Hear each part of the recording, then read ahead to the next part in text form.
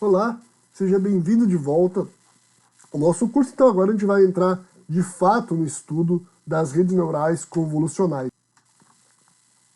E eu vou começar aqui esse tutorial mostrando aqui algumas imagens que podem causar algum tipo de confusão no cérebro, né? Então, essa primeira imagem aqui é uma pessoa que, dependendo se você olhar ela do lado direito aqui, você vai interpretar como uma pessoa que está olhando para frente, né? Não na sua direção, mas está olhando para a direita, né? Agora, se você olhar ela do lado esquerdo aqui, vai ter ali a orelha, você vai ter a impressão que ela está olhando na sua direção, né? Então, por que eu estou mostrando essa imagem aqui? Porque isso mostra que o cérebro, ele processa as imagens buscando características. E ele sempre vai buscar as características e vai categorizar a imagem, ele vai categorizar o que ele está vendo. Então, dependendo das características que ele recebe, que ele percebe da imagem, ele vai fazer uma categorização diferente, né? Então, se você olhar a imagem para a direita, você categoriza de um jeito. Se você olhar para a esquerda, você categoriza de outro jeito, porque o cérebro vai estar recebendo características diferentes da imagem. E por que a gente está falando isso? Porque quando a gente for trabalhar com as redes neurais convolucionais, que são redes neurais específicas para o tratamento de imagens, a gente vai ver que elas trabalham da mesma forma. Elas buscam características da imagem para então fazer a classificação. Esse aqui é um outro exemplo, um exemplo clássico. Você provavelmente já viu esta imagem. Então aqui você pode ver duas pessoas, né? Uma moça mais jovem e uma senhora já mais idosa. A moça mais jovem, se você olhar, ó, ela está olhando aqui nessa direção. Aqui a gente tem o nariz dela e aqui a gente tem a orelha, né, que seria o queixo dela. Já a senhora idosa, né, o que seria a orelha aqui, ó, seria os olhos dela e ela está olhando nessa direção.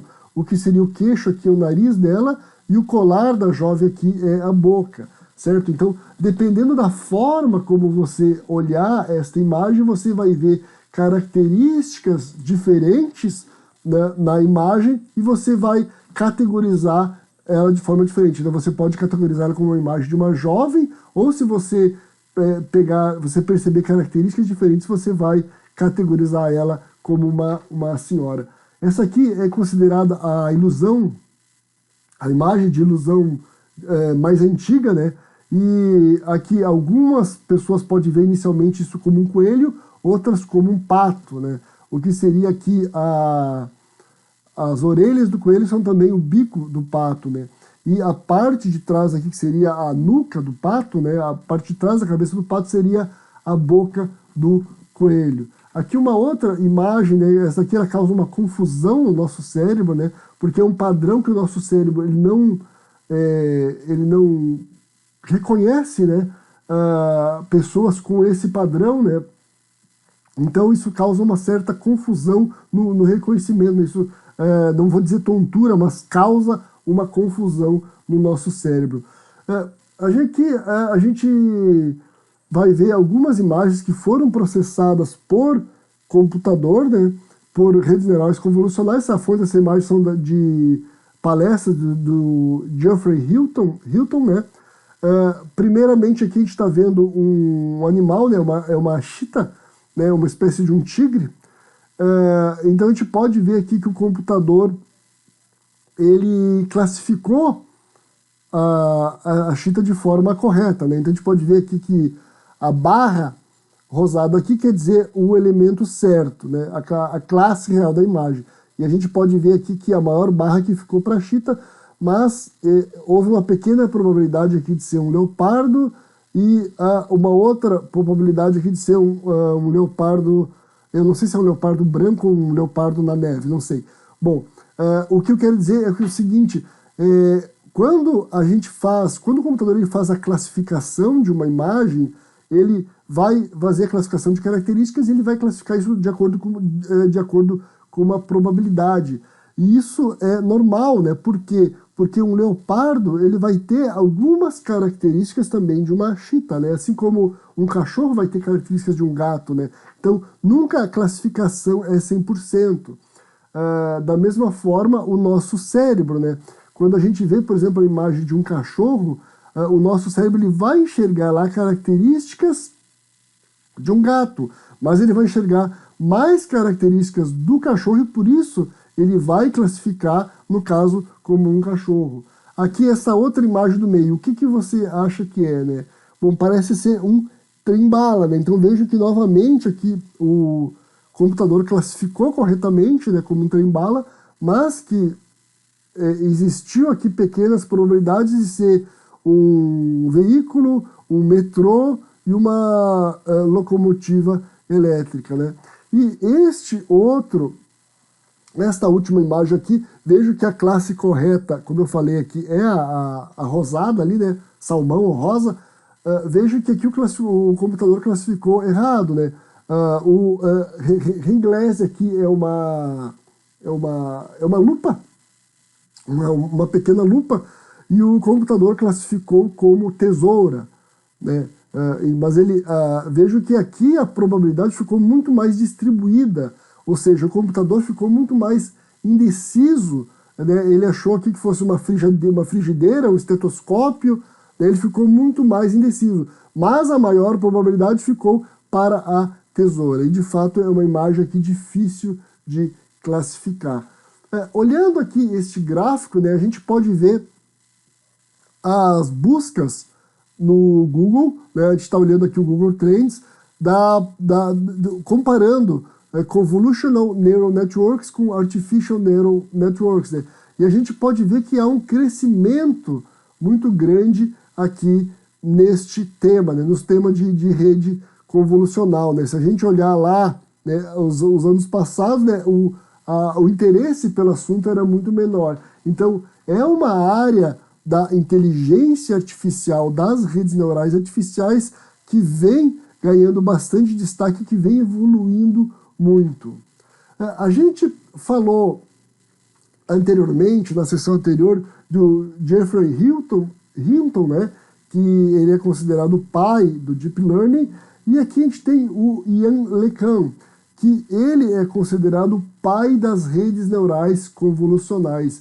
De fato, o Yann LeCun foi aluno do Geoffrey Hinton, né? A gente está vendo aqui os dois juntos, né? Eu mencionei que o Geoffrey Hinton trabalha no Google, né? E o Yann LeCun ele é diretor de pesquisa de inteligência artificial do Facebook e é professor da Universidade de Nova York. Então, o Yann LeCun ele fez grandes contribuições para as redes neurais convolucionais, né? Então, em termos de reconhecimento de imagens, né, existem outras técnicas, né? Por exemplo, máquinas de vetor de suporte, né? Existem várias outras técnicas, mas as redes neurais convolucionais, elas deram um grande passo, né? A precisão nos modelos de rede neural artificial, né, cresceram de forma exponencial, né, com as técnicas, com o uso das redes neurais artificiais. Aqui então a gente está vendo de forma bem simplificada como que uma rede neural convolucional ela funciona, né?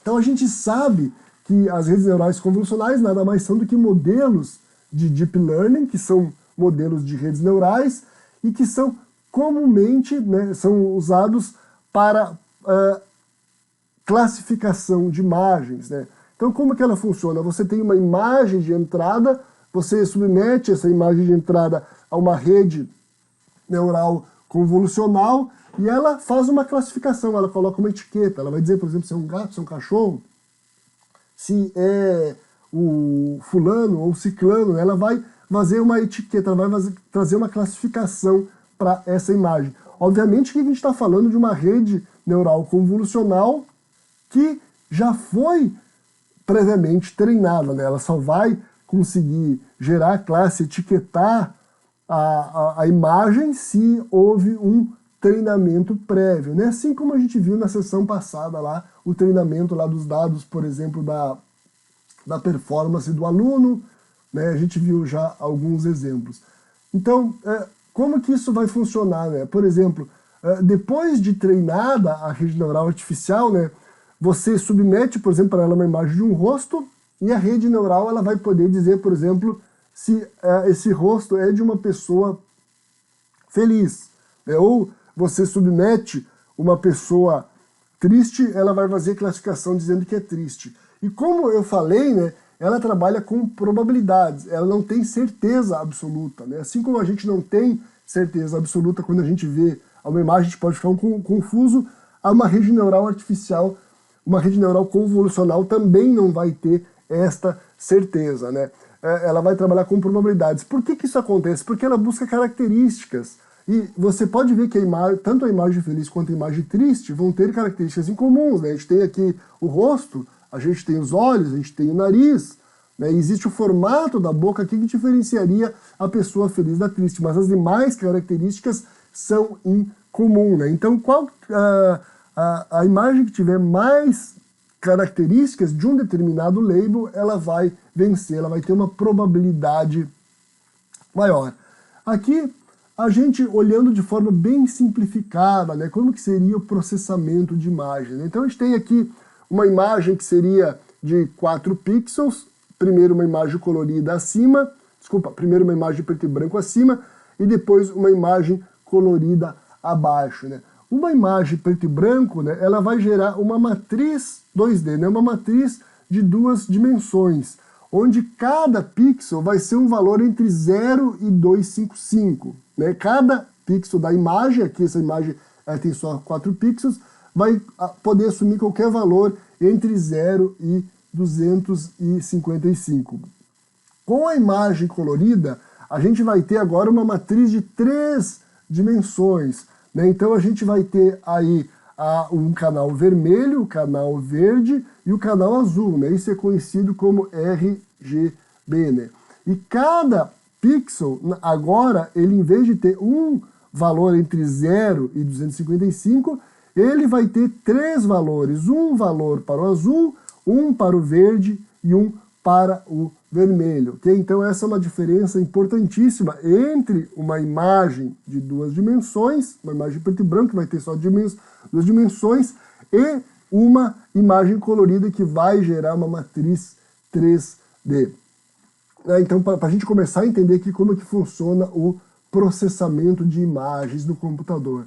Então, para simplificar aqui, ó, a gente tem uma imagem preto e branco bem simples, né? Então, se a gente fosse transformar isso em computador em pixels, né, a gente ia ter mais ou menos isso aqui, né?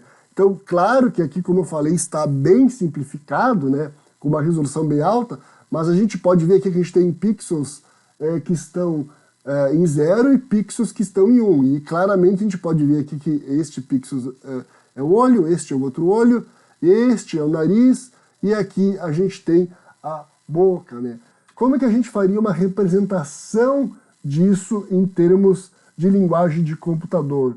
Bom, seria uma matriz bem simples. Vejo aqui que a gente tem uma matriz 7x7, onde a gente tem a imagem, a ausência de cor, né, ele é 0, e quando a gente tem a cor, ele é 1, né? Então a gente transformou esta imagem em um vetor de 2 dimensões que pode ser processada pelo computador, né? A partir daí ela pode ser processada pelo computador. E como que as redes neurais funcionam? A gente vai ver os passos aqui, mas a gente não vai falar ainda desses passos, a gente vai só ver que isso vai ser assunto dos tutoriais posteriores. Então, a primeira etapa é chamada convolution, ou a convolução. O segundo passo é chamado de max pooling. O terceiro passo é chamado de flattening. E o quarto passo é o full connection. Certo? Então, são essas as etapas, os passos que a gente vai estudar, e é isso que torna a rede neural convolucional funcional, né? São seguindo essas etapas no processo de treinamento que que dá à rede neural a capacidade de classificar, de prever, de atribuir labels às imagens. Para terminar, então, este tutorial, aqui eu deixo uma sugestão de leitura muito importante, que nada mais é do que o documento original que gerou as redes neurais convolucionais, né, que foi escrito lá pelo Yann LeCun em 1998. É Gradient Based Learning Applied to Document Recognition, né? E esta imagem aqui, ela tem todo o processo aí que a gente vai estudar, né? Então a gente está vendo ali a convolução, o full connection, né? A gente está vendo o processo todo como ele é e como que a gente vai estudar, né? Então esse é um artigo, como eu falei, é um clássico e eu sugiro fortemente aí que você dê uma lida nesse documento.